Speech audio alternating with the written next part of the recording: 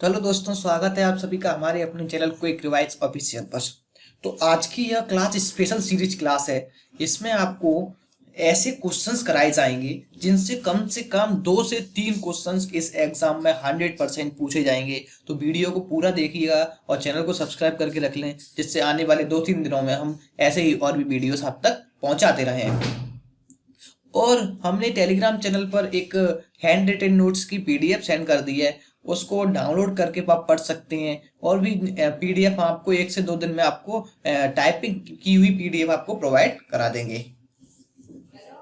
तो ज़्यादा टाइम न लेते हुए स्टार्ट करते हैं। उससे पहले जो भी हमारे चैनल पर नया हो वो सब्सक्राइब कर ले हमारे चैनल को, जिससे कि मिल सके वीडियो सबसे पहले। पहला क्वेश्चन आता है, पन्ना के अलावा पन्ना राष्ट्रीय उद्यान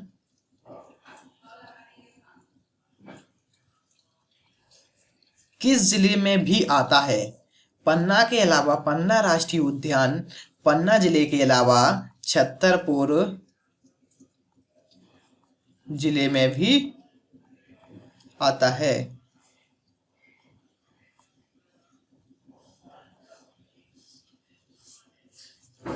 नेक्स्ट क्वेश्चन है, केन बेतवा परियोजना किस नदी से निकाली जा रही है?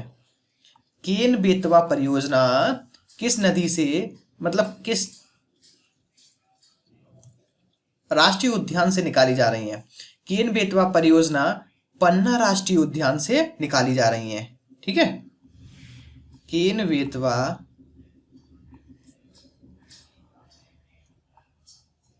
परियोजना पन्ना राष्ट्रीय उद्यान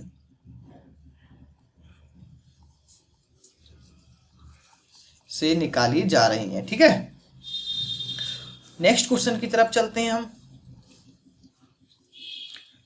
मध्य प्रदेश विधानसभा ने मध्य प्रदेश की कौन सी पहली नदी को जीवित इकाई का घोषित किया है?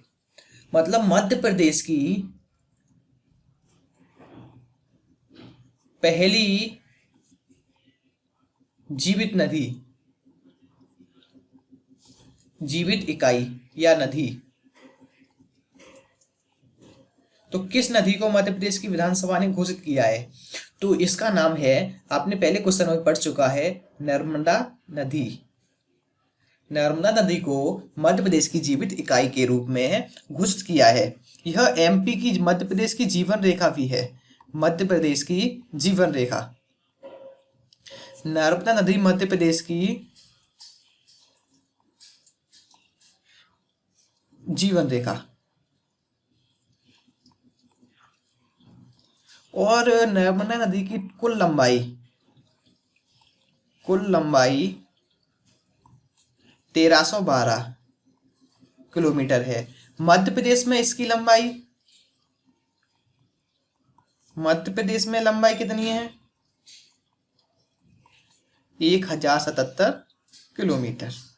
मध्य प्रदेश में इसकी लंबाई है 1077 किलोमीटर, जो 15 जिलों से बहती है।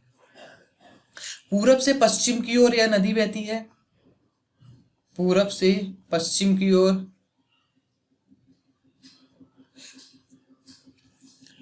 चंबल नदी इंदौर की किस पहाड़ी से निकलती है? और यह किस नदी की सहायक नदी है? चंबल नदी इंदौर की किस पहाड़ी से निकलती है? तो चंबल नदी किस पहाड़ी से निकलती है? चंबल नदी इंदौर की, मध्य प्रदेश के इंदौर की जाना पाव पहाड़ी से निकलती है। इंदौर की जाना पाव पहाड़ी से निकलती है और यह यमुना की सहायक नदी है। किसकी है? यमुना की सहायक नदी। ठीक है, अगले क्वेश्चन की तरफ चलते हैं। दक्षिण भारत की एकमात्र जनपद, जो जनपद काल हुआ था, तो जनपद काल के समय दक्षिण भारत का एकमात्र जनपद, दक्षिण भारत का एकमात्र जनपद, दक्षिण भारत का एकमात्र जनपद कौन सा था? तो इसका नाम है अस्मक। दक्षिण भारत का एकमात्र जनपद था अस्मक गोदावरी नदी के किनारे, जो कहां पर है, गोदावरी नदी के किनारे था।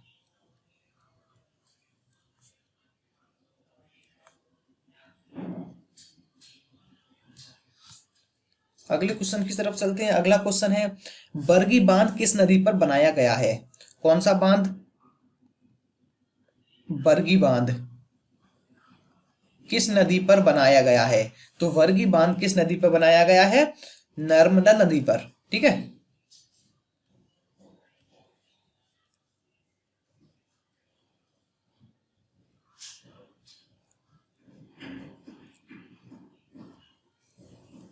नर्मदा नदी पर।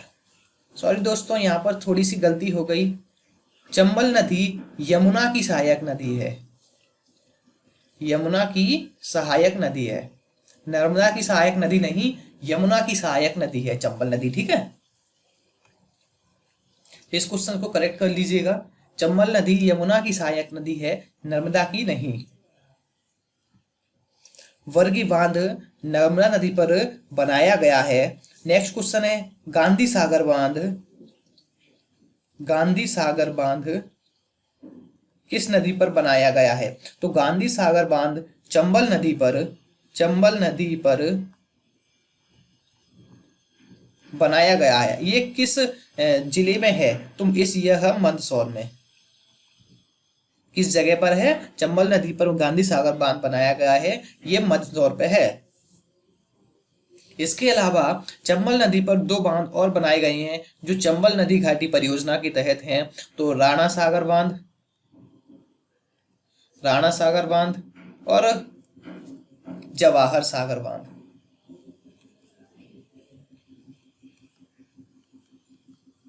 राणा सागर बांध और जवाहर सागर बांध यह चंबल नदी पर बनाए गए हैं। मध्य प्रदेश के साइंस मैन के नाम से किसे जाना जाता है? मध्य प्रदेश के साइंस मैन,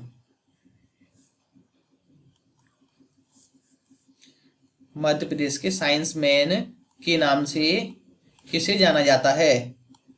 तो साइंस मैन के नाम से जाना जाता है अनिल काकोदकर, अनिल काकोदकर।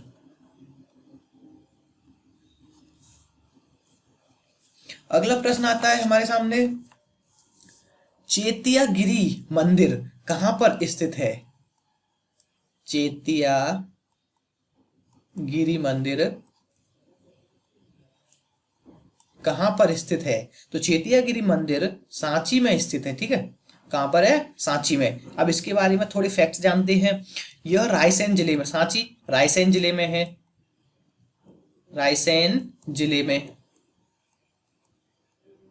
1989 में इसे सांची को यूनेस्को में विश्व धरोहर के रूप में घोषित किया गया था। सांची का पुराना नाम, सांची का पुराना नाम क्या है? तो है काकनाथ, काकनाथ। सांची का पुराना नाम है काकनाथ। सम्राट अशोक के द्वारा सांची की स्थापना की गई थी। किसके द्वारा? सम्राट अशोक द्वारा।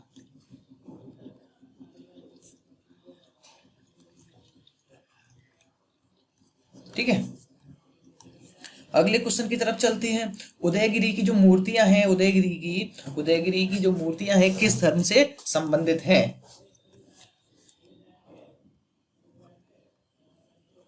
उदयगिरी की मूर्तियां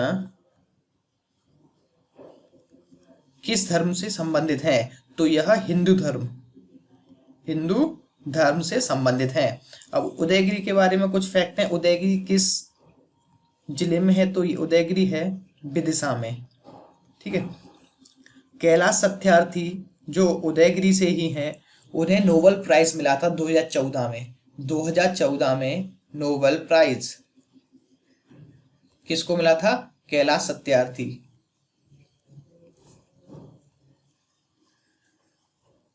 कैलाश सत्यार्थी जी को मिला था नोबेल पुरस्कार 2014 में।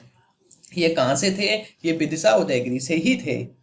अब आता है थोड़े कुछ मेले के बारे में जानते हैं। मेले के कुछ एक दो क्वेश्चंस आपके पेपर में जरूर आ सकते हैं। ठीक है, हीरा, हीरा भूमिया मेला कहाँ आयोजित किया जाता है? तो इसका आंसर है ग्वालियर। हीरा भूमिया मेला कहाँ आयोजित किया जाता है? तो इसका आंसर है ग्वालियर। महामृत्युंजय मेला, महामृत्युंजय मेला कहाँ आयोजित किया जाता है? तो इसका आंसर है रीवा। महामृत्युंजय मेला रीवा में आयोजित किया जाता है। नागाजी का मेला कहाँ पर लगता है? नागाजी का मेला मुरैना पोरसा। नागाजी का जो मेला है वो कहाँ पे आयोजित होता है? मुरैना पोरसा में। जोगेश्वरी का मेला, जोगेश्वरी का मेला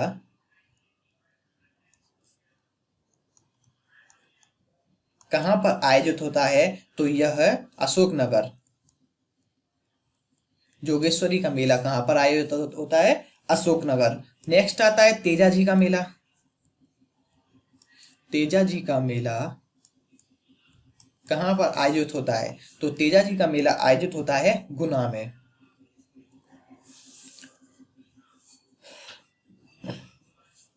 अगले क्वेश्चन की तरफ चलते हैं। अगला क्वेश्चन है हमारा, इंदिरा गांधी राष्ट्रीय जनजातीय विश्वविद्यालय की स्थापना 2007 में किस अधिनियम द्वारा किस जिले में की गई? एक अधिनियम द्वारा इंदिरा गांधी राष्ट्रीय जनजातीय विश्वविद्यालय, इंदिरा गांधी राष्ट्रीय जनजातीय विश्वविद्यालय 2007 में एक अधिनियम द्वारा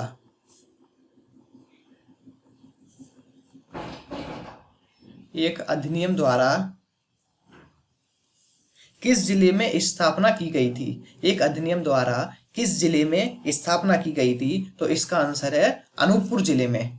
इंदिरा गांधी राष्ट्रीय जनजातीय विश्वविद्यालय अनूपपुर जिले में स्थित है। ठीक है। नेक्स्ट क्वेश्चन आता है ताप्ती नदी के बारे में। ताप्ती नदी, तो ताप्ती नदी मुल्ताई में बैतूल में है। ठीक है। ताप्ती नदी मुल्ताई के बैतूल से स्टार्ट होती है। कहाँ से? मुल्ताई के बैतूल से। ठीक है, बैतूल से निकलती है। इसके बारे में कुछ जानते हैं। यह एस्चुरी का निर्माण करती है। ताप्ती नदी एस्चुरी का निर्माण करती है। ठीक है। अब आप एस्चुरी क्या होता है?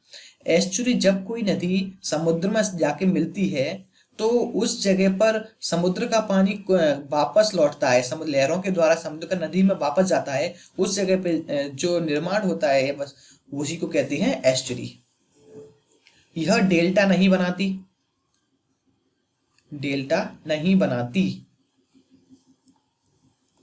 अरेबियन सी में जाकर यह मिल जाती है। नर्मदा और कर्क रेखा के समानांतर बहती है।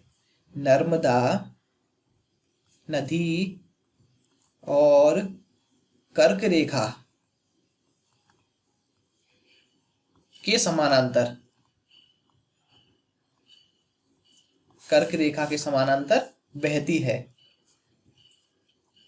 अगले क्वेश्चन की तरफ चलते हैं। सिंहस्थ कुंभ मेला, सिंहस्थ कुंभ मेला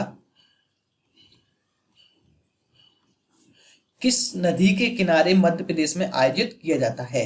सिंहस्थ कुंभ मेला किस नदी के किनारे मध्य प्रदेश में आयोजित किया जाता है? तो शिप्रा नदी, शिप्रा नदी।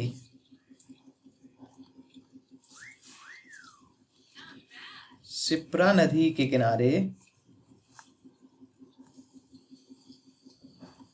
मध्य प्रदेश में आयोजित किया जाता है। इसको शिप्रा नदी को मालवा की गंगा भी कहते हैं। शिप्रा नदी को मालवा की गंगा भी कहते हैं और चंबल की सहायक नदी है यह। शिप्रा नदी चंबल की सहायक नदी है।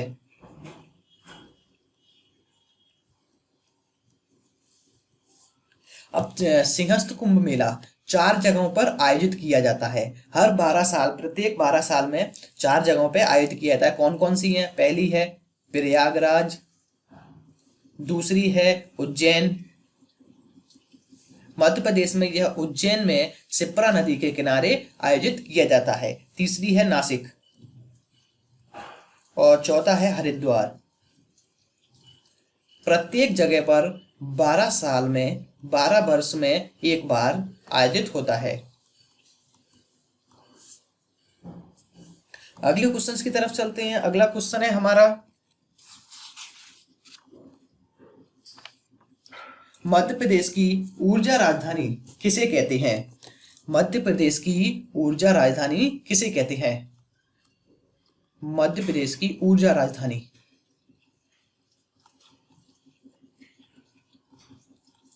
मध्य प्रदेश की ऊर्जा राजधानी है सिंगरौली। कौन सी है? सिंगरौली। सिंगरौली में ही मध्य प्रदेश का सबसे ज्यादा कोयला खदान मिलता है। सबसे ज्यादा कोयला खदान, जो खदान कोयला निकाला जाता है वो सिंगरौली से ही निकाला जाता है। यह कोयला किस प्रकार का रहता है? कोयले का कौन सा प्रकार जो सिंगरौली में पाया जाता है, सिंगरौली की जहाँ खदानों से कोयला निकलता है, तो वह किस प्रकार का कोयला मिलता है? तो उसका नाम है बिटुमिनस। बिटुमिनस प्रकार का कोयला सिंगरौली में खदानों से निकाला जाता है। अगला क्वेश्चन आता है, मौलिक कर्तव्य किस अनुच्छेद के तहत है? मौलिक कर्तव्य, मौलिक कर्तव्य हमारे संविधान में 51A के तहत आती है, और या 51 का। ठीक है। अगला क्वेश्चन आता है, हिंदुस्तानी शास्त्रीय संगीत 1984 या 1983 या 84 में स्थापना की गई थी।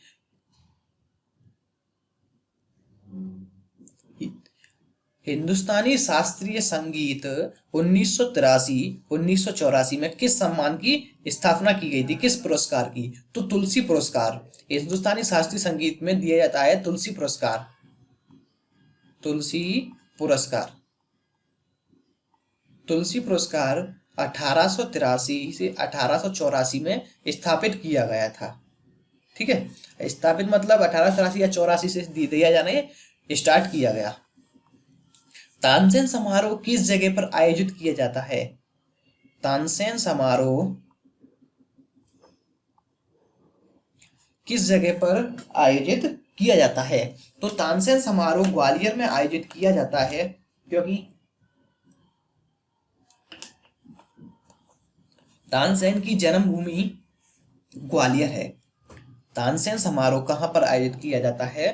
तानसेन समारोह ग्वालियर में आयोजित किया जाता है। तानसेन जी का मकबरा यह भी ग्वालियर में देखने को मिलता है। तानसेन जी का मकबरा यह भी ग्वालियर में ही देखने को मिलता है। नर्मदा नदी डेल्टा का निर्माण नहीं करती है। गोदावरी नदी की उपनदी कौन सी है? गोदावरी नदी की उपनदी कौन सी है? तो इसका नाम है वेनगंगा। गोदावरी नदी की उपनदी है वेनगंगा। यह सिबनी से निकलती है, सिबनी से निकलती है। गोदावरी नदी को और क्या किस नाम से जाना जाता है? गोदावरी नदी को दक्षिण भारत की गंगा, दक्षिण भारत की गंगा के नाम से भी जाना जाता है। दक्षिण भारत की गंगा के नाम से भी जाना जाता है गोदावरी नदी को। अगला प्रश्न आता है हमारे सामने, खजुराहो में सूर्य देव का मंदिर जो बसा हुआ है वो किस शासक के द्वारा बसाया गया था? किन शासकों के द्वारा बसाया गया था? खजुराहो में सूर्य देव का मंदिर किन शासकों के द्वारा बसाया गया था? तो इसका सही जवाब है चंदेल शासकों के द्वारा, क्योंकि चंदेल शासकों की राजधानी खजुराहो हुआ करती थी। चंदेल शासकों के द्वारा। इस मंदिर का नाम क्या है? ये जो सूर्य मंदिर है, इस सूर्य मंदिर का नाम चंद्रगुप्त मंदिर। सूर्य मंदिर का नाम क्या है? चंद्रगुप्त मंदिर। अब खजुराहो के बारे में कुछ फैक्ट्स जानते हैं। खजुराहो के बारे में कुछ फैक्ट्स, जैसे खजुराहो को यूनेस्को में कब शामिल किया गया? 1986 में यूनेस्को में शामिल किया गया था खजुराहो के मंदिर को। खजुराहो के मंदिरों को यूनेस्को में शामिल किया था विश्व धरोहर के रूप में। खजुराहो के मंदिर किस जगह पर है? छतरपुर। सबसे बड़ा मंदिर कौन सा है खजुराहो का? खजुराहो का सबसे बड़ा मंदिर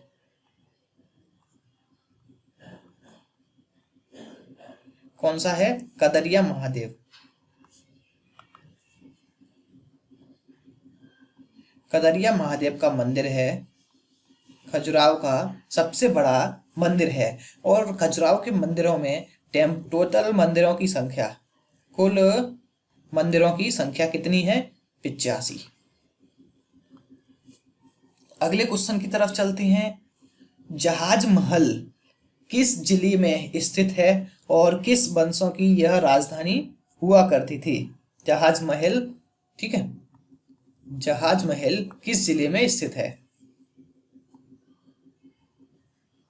जहाज महल किस जिले में स्थित है? तो इसका सही आंसर है मांडू। मांडू में स्थित है, धार जिले में। मांडू में स्थित है, धार जिले में। मांडू किस शासकों की राजधानी हुआ करती थी? तो यह परमार वंश की राजधानी हुआ करती थी।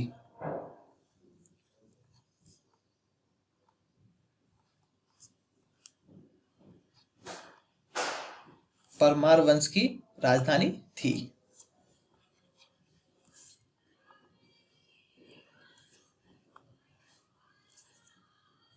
मांडू में ही आपको देखने को मिलता है असरफी महल। मांडू में ही देखने को मिलता है असरफी महल। रानी रूपमती महल भी यही मांडू में भी मिलता है। रानी रूपमती महल यह किसने बनवाया था? यह बनवाया था बाज बहादुर ने। रानी रूपमती महल बाज बहादुर ने बनवाया था। यह मांडू में ही देखने को आपको मिलता है। एक महल और है जो मांडू में देखने को मिलता है, हिंडोली। हिंडोला का महल, हिंडोला महल, यह भी मांडू में आपको देखने को मिलता है। अगला क्वेश्चन आता है, बक्सर का युद्ध किन किन शासकों के बीच लड़ा गया था? बक्सर का युद्ध किस शासकों के बीच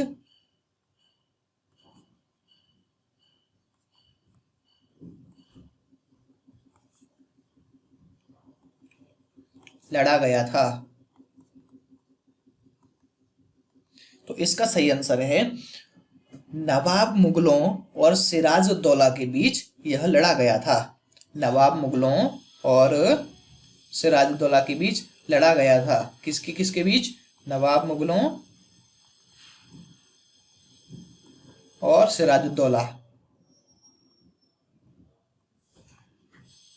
के बीच लड़ा गया था, जिसमें ब्रिटिश शासन और मुगल शासन, मतलब नवाबुद्दीन और सिराजुद्दौला के बीच लड़ा गया था, जिसमें ब्रिटिश शासन की जीत हुई। किसकी? ब्रिटिश शासन की जीत हुई। 1764 में ये बक्सर का युद्ध हुआ था। कब हुआ था? 1764 में। 1751 में 1757 में प्लासी का युद्ध हुआ था। 1757 में प्लासी का युद्ध हुआ था। और 1761 में तीसरा पानीपत का युद्ध, तीसरा पानीपत का युद्ध हुआ था। अब अगला क्वेश्चन आता है, गिर राष्ट्रीय उद्यान। कौन सा क्वेश्चन आता है? गिर राष्ट्रीय उद्यान किस जगह पर है? किस राज्य में है? गिर राष्ट्रीय उद्यान किस राष्ट्र में है? तो इसका आंसर है गुजरात। गिर राष्ट्रीय उद्यान गुजरात में है। आप ऐसे याद कर सकते हो, गिर गुज, जैसे गा आ रहा है इसमें भी, गिर में भी गा आ रहा है, तो इस तरह से आप याद कर सकते हो। गिर राष्ट्रीय उद्यान गुजरात में। बांदीपुर राष्ट्रीय उद्यान कहाँ पर है? कर्नाटक। बांदीपुर राष्ट्रीय उद्यान कर्नाटक में है। कहाँ पर है? बांदीपुर राष्ट्रीय उद्यान कर्नाटक में है। अगला क्वेश्चन आता है बांधवगढ़ बाघ राष्ट्रीय उद्यान। बांधवगढ़ बाघ राष्ट्रीय उद्यान, बांधवगढ़ बाघ राष्ट्रीय उद्यान किस जगह पर है? तो यह मिलेगा आपको विंध्य में। बांधवगढ़ राष्ट्रीय बाघ राष्ट्रीय उद्यान में प्रोजेक्ट टाइगर स्टार्ट किया गया था। कब स्टार्ट किया गया था? 1993 में बांधवगढ़ राष्ट्रीय उद्यान में प्रोजेक्ट टाइगर स्टार्ट किया गया था। बांधवगढ़ राष्ट्रीय उद्यान की स्थापना कब हुई थी? यह 1968 में स्थापना हुई थी। ठीक है। अरावली पर्वत श्रृंखला किन दो राज्यों के बीच सीमा का निर्माण करती है? मतलब दो राज्यों की सीमा की मतलब सीमा से होते हुए बनी हुई है अरावली पर्वत श्रृंखला।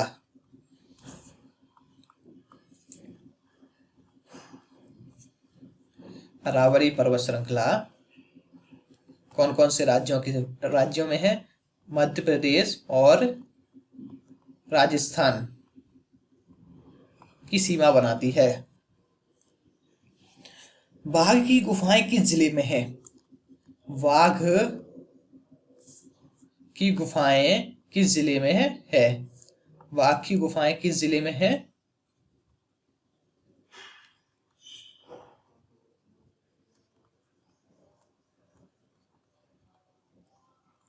बाघ की गुफाएं धार जिले में आपको मिलेंगी। बाघ की गुफाएं किस जिले में मिलेंगी आपको? धार जिले में। अगला क्वेश्चन आता है आपके सामने, नवंबर 2020 में यूनेस्को द्वारा किस बायोस्फीयर रिजर्व को विश्व धरोहर के रूप में माना गया था? पन्ना बायोस्फीयर रिजर्व। किस बायोस्फीयर रिजर्व को यूनेस्को ने लिया था? पन्ना बायोस्फीयर रिजर्व में। ठीक है। पन्ना बायोस्फीयर रिजर्व को यूनेस्को द्वारा विश्व धरोहर के रूप में घोषित किया गया था। एमपी का पहला बायोस्फीयर रिजर्व जो यूनेस्को द्वारा विश्व धरोहर रूप में घोषित किया गया था, तो उसका नाम है पचमढ़ी। ठीक है। एमपी का पहला बायोस्फीयर रिजर्व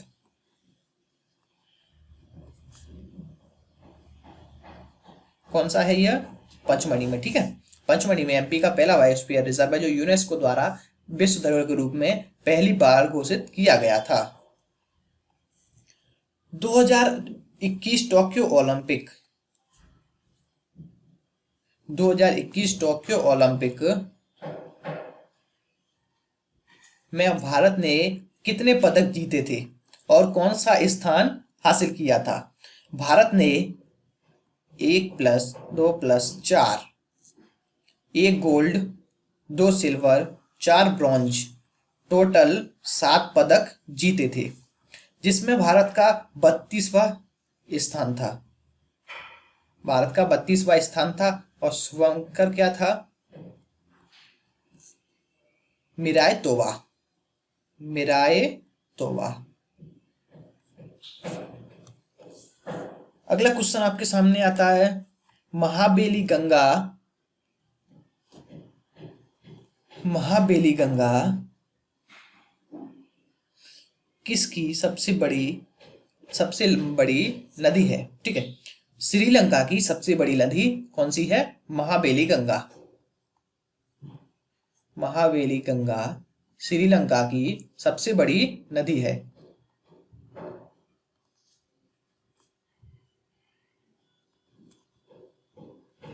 श्रीलंका की सबसे बड़ी नदी। और श्रीलंका और भारत के बीच, श्रीलंका और भारत के बीच कौन सी संधि आती है? तो आता है पाक जल डमरूमध्य संधि।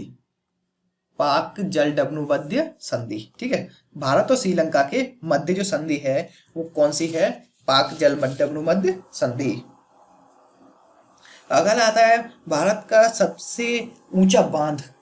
भारत का सबसे ऊंचा बांध, सबसे ऊंचा बांध कौन सा है? और एक क्वेश्चन और आता है सबसे बड़ा बांध। कंफ्यूजन मत होइएगा, सबसे बड़ा और सबसे ऊंचा बांध में, ठीक है। सबसे ऊंचा बांध, सबसे बड़ा बांध, ये दोनों अलग अलग हैं, कंफ्यूज ना होइएगा। सबसे ऊंचा बांध पूछा है तो यह है टिहरी बांध। कौन सा है? टिहरी बांध। किस राज्य में है? उत्तराखंड। टिहरी बांध उत्तराखंड में है। और हीराकुंड बांध सबसे बड़ा बांध है, हीराकुंड बांध, यह उड़ीसा में है। किस नदी पर है हीराकुंड बांध? महानदी पर, ठीक है। हीराकुंड बांध किस नदी पर है? महानदी पर। अगला क्वेश्चन आता है आपके सामने, काहिरा बांध किस जिले में है? काहिरा बांध किस जिले में है? काहिरा बांध कैमूर जिले में है। अगला क्वेश्चन, जवाहर सागर बांध कहां पर स्थित है और किस नदी पर? तो अभी बताया था जवाहर सागर बांध, जवाहर सागर बांध और गांधी सागर बांध, राणा प्रताप सागर बांध,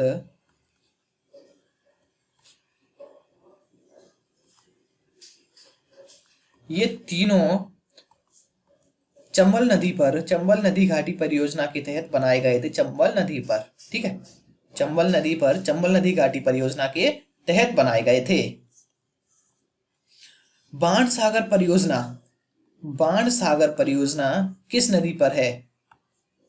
बाण सागर परियोजना किस नदी पर है? बाण सागर परियोजना सोन नदी पर है। यह मध्य प्रदेश, उत्तर प्रदेश और बिहार, मध्य प्रदेश, उत्तर प्रदेश और बिहार की संयुक्त परियोजना है। और इसका सोन नदी का जो पानी है वो कौन कौन से राज्य किस किस अनुपात में लेते हैं?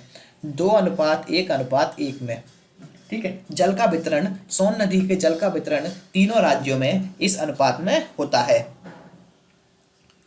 अगला क्वेश्चन आता है कि पंचतंत्र के रचयिता कौन है? पंचतंत्र के रचयिता, तो इसका आता है विष्णु शर्मा द्वारा पंचतंत्र को लिखा गया था। अगला क्वेश्चन पे चलते हैं हम। अगला क्वेश्चन है हमारा, अगला क्वेश्चन आता है राष्ट्रपति की नियुक्ति कौन करता है? राष्ट्रपति की नियुक्ति कौन करता है? राष्ट्रपति की नियुक्ति, तो राष्ट्रपति की नियुक्ति लोकसभा, राज्यसभा और राज्य विधानसभाओं के परिषदों के सदस्यों द्वारा, राज्य विधानसभाओं की सदस्यों द्वारा राष्ट्रपति की नियुक्ति की जाती है। राष्ट्रपति का अनुच्छेद मतलब किस तहत, किस अनुच्छेद के तहत राष्ट्रपति मतलब राष्ट्रपति के तहत कौन कौन से अनुच्छेद आती है? 52 से 62 के तहत राष्ट्रपति की संविधान में अवधारणा दी गई है। मतलब राष्ट्रपति के बारे में बताया गया है। राष्ट्रपति के चुनाव लड़ने की आयु कितनी है? राष्ट्रपति के चुनाव लड़ने की आयु है 35 वर्ष। और महाभियोग की प्रक्रिया अगर चलानी हो राष्ट्रपति पर, महाभियोग तो किस अनुच्छेद के तहत चलाया जाएगा? तो अनुच्छेद 71 है। क्षमादान की शक्ति, क्षमादान की शक्ति है अनुच्छेद 72 के अंतर्गत, ठीक है। सुंदरवन बाघ अभयारण्य, सुंदरवन बाघ अभयारण्य, सुंदरवन बाघ अभयारण्य किस राज्य में है? पश्चिम बंगाल में। सुंदरवन राज्य अभयारण्य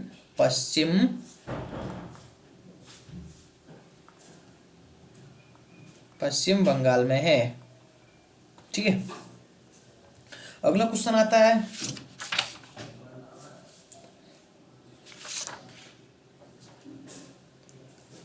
बचपन बचाओ आंदोलन, ये तो क्वेश्चन हो चुका है, कैलाश सत्यार्थी द्वारा विदेशा से लेके हैं, जिन्हें नोबेल पुरस्कार दिया गया था 2014 में बचपन बचाओ आंदोलन के तहत।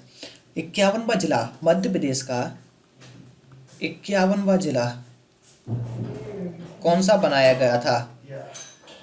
आगर मालवा, आगर मालवा मध्य प्रदेश का 51वां जिला बनाया गया था। और 52वां जिला कौन सा है मध्य प्रदेश का? मध्य प्रदेश का 52वां जिला है निवाड़ी, निवाड़ी टीकमगढ़ से अलग होकर बनाया गया था। टीकमगढ़ से अलग होकर यह जिला बना था। कौन सा जिला? निवाड़ी जिला। ठीक है, 52वां जिला है मध्य प्रदेश का निवाड़ी। नर्मदा नदी पर जो जलप्रपात बने हुए हैं, नर्मदा नदी पर जलप्रपात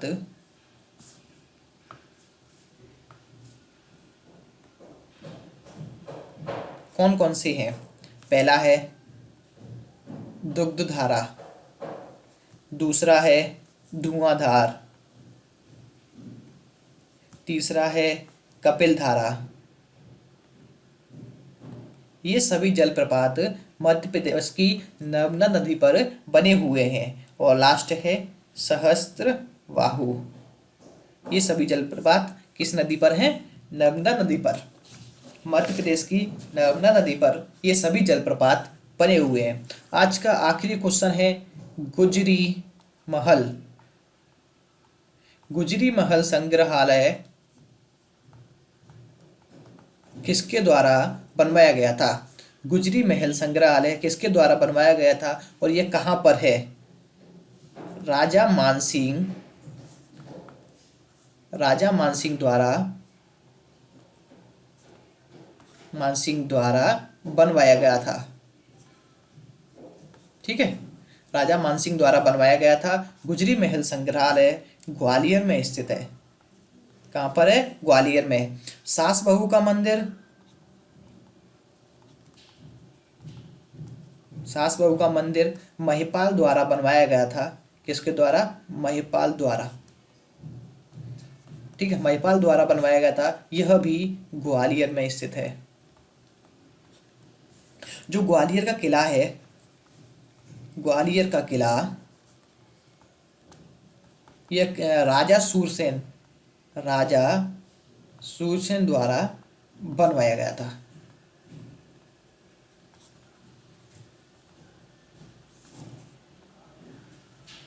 राजा सूरसेन द्वारा बनवाया गया था। तो दोस्तों, आज के ये क्वेश्चंस आप याद कर लीजिएगा। 2 से 3 क्वेश्चंस आपके एग्जाम में पूछे जा सकती हैं। दोस्तों को भी शेयर कीजिएगा। और पीडीएफ फाइल अगर आपको चाहिए हो तो टेलीग्राम चैनल पे हम आपको पीडीएफ फाइल प्रोवाइड करा देंगे, वहाँ से आप डाउनलोड कर सकती हैं। Thank you friends.